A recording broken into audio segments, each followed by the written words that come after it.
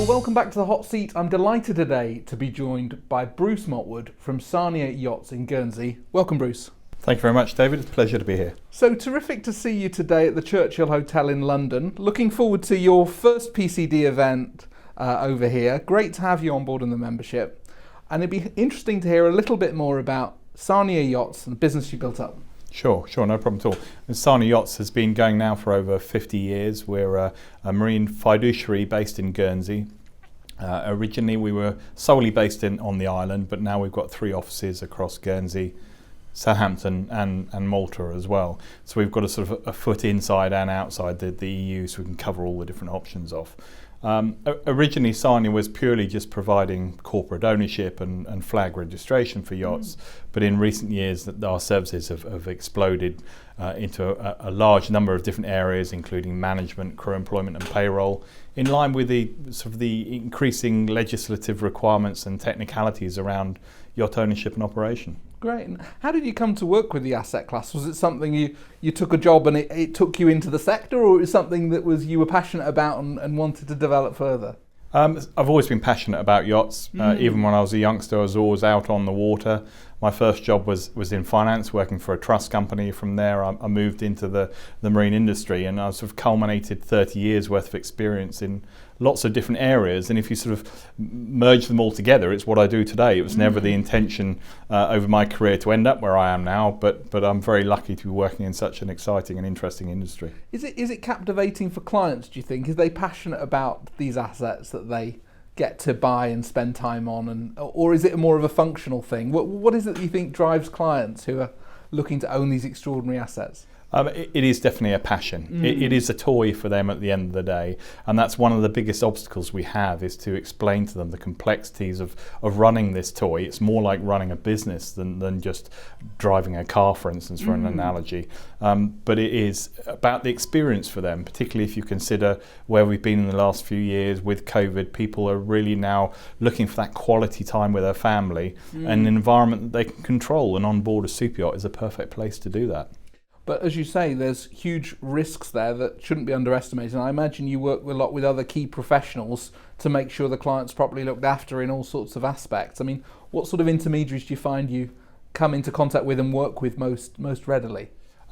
We work with intermediaries from a wide range of backgrounds. I suppose we've got 2 channels. One is in the yachting sphere, so marine lawyers, brokers, insurance people, that sort of thing. And then on the private wealth side, it's family offices, trust companies, and people that are sort of operating much closer to the owner, that are looking after maybe a wide range of assets for that particular client. But as we know, the regulatory world is getting a lot more complex now, and those, particularly the family offices, the trust companies, have to discharge their responsibilities correctly. They have to meet all the regulatory requirements, which means having the relevant expertise for each different asset class, whether that be an investment portfolio or a yacht. You need to have specialists that look after each different one.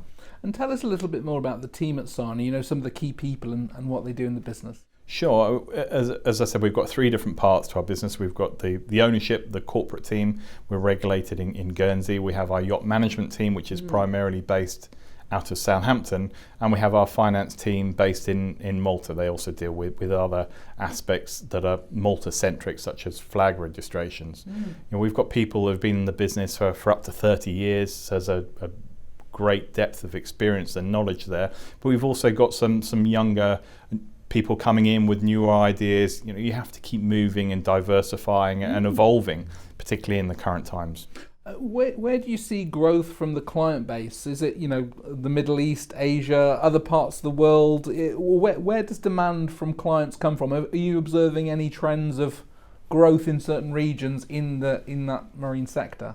At the moment, there's been a big increase in American owners, particularly looking at the exchange rate, the way the world is, that they're coming over and picking up a lot of very cheap boats in their eyes because of the exchange rate. The problem is they're taking them back to the States, and that's not really our core market. Our core market is really yachts which are based in the Med, which are in the VAT zone, so that we can add our expertise, and we're also in the right time zone, dealing with the right currencies to be able to look after those yachts effectively for them.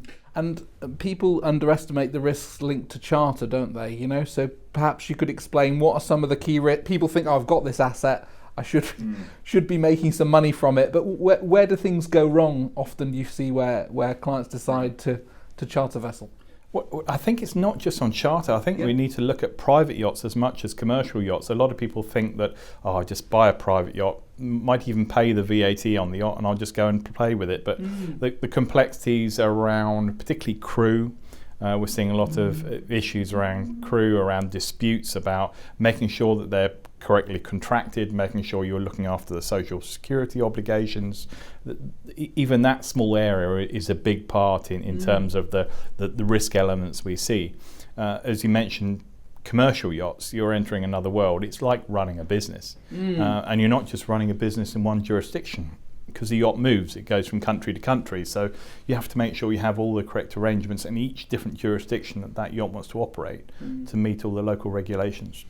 And do you still see London as a sort of key hub for professional intermediaries that you're working with, clients coming through? Is it an important centre for you to pick up new business?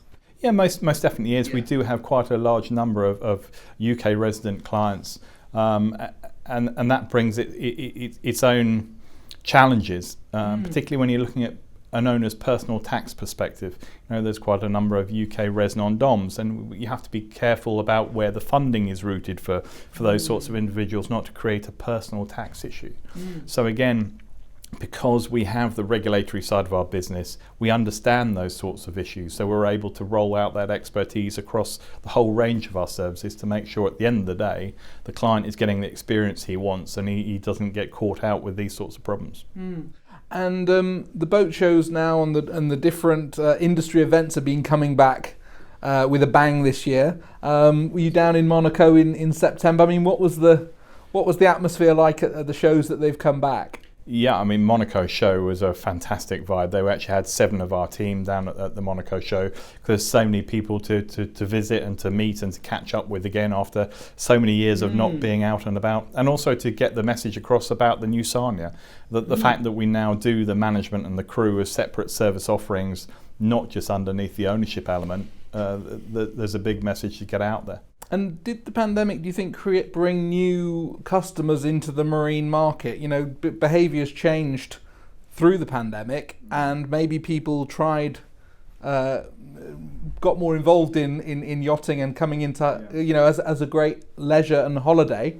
Do you think it brought new customers into the market, or how do you see it coming through? I definitely think it did bring quite a number of new customers into the market. We're seeing a lot of younger clients coming into the market and stepping straight in with some big purchases, you know, sort of 60, 80, 100 metres as your first boat. It's quite a big step, whereas historically you would see people coming in with maybe 100 foot, maybe 120 foot boat, but coming straight in at that sort of size and that sort of value is a big shift we've seen in the market. Okay, fantastic. Well, look, Bruce, great to talk to you today. Look forward to seeing you at this evening's dinner. Thank you very much, David.